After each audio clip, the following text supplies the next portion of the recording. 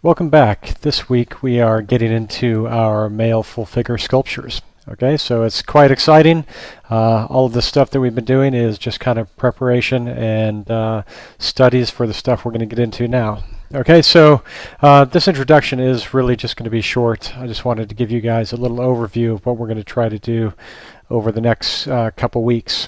And really, we're moving out of our small studies into kind of larger full figure studies. And what that means is that we're not worried solely about shape and anatomy anymore, but we now have to start to appreciate and understand kind of more artistic things like balance and gesture and pose, weight and intention.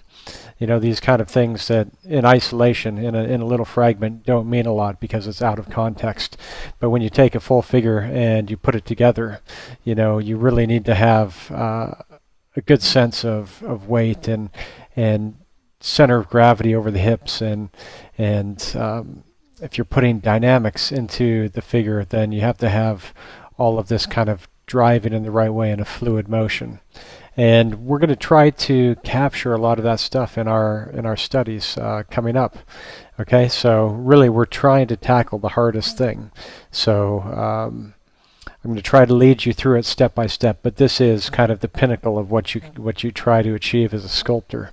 You know, all these things that people like Bernini spent, you know, their lifetime mastering. It's all stuff that we're going to try to look at and achieve. Okay, so things that I'm talking about: weight bearing on this foot, stepping off with this foot, so the center of gravity is just front of the midpoint between the legs. We have compression on this side of the hips coming in. We have extension on this side in the obliques, right? So rib cage is pulling away from the iliac crest here. We have anticipation in the neck and the pose, and we have twist in the rib cage going back as he gets ready to kind of throw his sling. All these things, and also we have to continue with volumes and proportions, right? And these are a couple of Michelangelo's, right? A little clay, actually red wax maquette, and then his final marble piece, which was unfinished, but you can see that they correspond very well. And up till this point, I've seen a couple problems with proportions where people haven't been attentive to proportions and kind of base levels of volume. A couple times, you know, people's little calves came down here like this when their quadriceps were like this, and saw a few huge bottoms on people's sculpture, their leg sculpts. So really we need to pay close attention to that kind of stuff, because even in the absence of anatomical detail, right, this guy's not ripped, there's not a lot of form here, setting up the right volumes gets you 70% of the way there, right? Volume and balance are going to be two of the critical things for us, and we're going to work on that a lot this week. Okay, and in the end, when you achieve all these things and put them together in combination with, you know, splendid anatomy, then you get naturalism, right? And that's kind of the hardest thing to achieve, because any of these things thrown out of balance will upset the final goal, which is to make it look like it's human and alive, right? That's kind of our ultimate goal, and that's what we study a long time for, long and hard. Right, so it all comes together in all these little pieces. You know, these guys studied really hard to get to this point, and hopefully I can lead you through this exercise and get you guys to a really good result. Okay, and so what we have is three options for our figures, right? So we're very familiar with Andrew, so we're going to continue with him. One, he has a fantastic figure, and two, we've been studying more or less his anatomy for 5 weeks, so it's going to actually enable us to continue and do better as we get into the longer studies. So I think it's judicious that we use him. I have other models in the model repository, but I think he's going to be the right one to go with for this.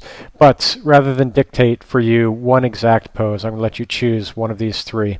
All of these are in the assignment downloads for this week, and on the turntable plus a couple extras, right? So we'll have eight images going around plus close-ups and other things. So one of the things I wanted to give you in addition to just the poses was a little bit of exposure variation, because most of the stuff I shoot is quite contrasty. I mean, kind of a lot of chiaroscuro and kind of hard lighting. One, it makes the form read really well, but there's some constraints in that we hit some really dark spots in the model. So to really get you guys in a good place for reference, I've given you all the standard turntable shots and then all the standard turntable shots with 2 stops overexposed, so you'll be able to see into the shadows deeper, things like legs, and then also things like the arm to really read what's in there. Okay, and also the stuff that's coming to you guys is at full resolution, right? So the download for this week is going to be as massive. You're talking like 170 megabytes for the image files this week, because we have all the standard turntable, we have the overexposed, and then we have extras as well. Right, so we're going to have close-ups on hands.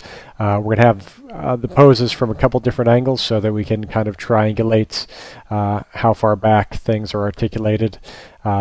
Sometimes that's hard to do just from a front pose. I'm trying to give you guys as many advantages as I can, because it's never kind of perfect to work from photo reference, so I've tried to make it as complete as possible. There'll still be gaps where you'll have to infer and use your knowledge, but that's part of why we have knowledge, right? But we have a lot of stuff there to help us through the next few weeks. Okay, and so what we're going to do this week is we're actually going to lay the foundation for following weeks, right? So this week we're taking a base mesh, which I'll give you, and we're going to proportion it, and which means we're going to conform it to the measurements of our model, right? So you guys are going to actually have to get out your model measurement sheet and use that, because that is going to set us up for the right kind of joint lengths and proportions, which we're then going to pose this week using a Z-sphere rig. Right, so we're going to take our base mesh, refine it a little bit, put landmarks on it, and then actually build a Z-sphere rig, which I'll step you through from beginning to end, and actually pose it after whichever of the 3 references you choose. In the end, the whole exercises that I've chosen are based around, or that I'm going to step you through, are based around the center pose. I say this is slightly more classical, kind of a classical contrapposto. This is slightly more advanced. This is kind of the mid-ground. This is the one I'm going to work through. So I recommend maybe if you're a standard enrollment student to follow along with this one. If you're full enrollment, you'll be getting feedback from me on your progress, so you could probably go with any of the 3 that you prefer, unless you feel like you want to watch and follow along with the videos that I'm going to do for this middle one. Okay, and that's it for this week. So really, we're not going to be getting into details this week. We're not going to be doing a lot of sculpting, but we're going to be doing a lot of foundation. And then next week, we really do get into refinement and getting all of this to look beautiful, right? Okay, so that's it. You guys should start looking at the working example now, and it'll step you through all these things that I'm talking about. Okay, good luck this week, and I will see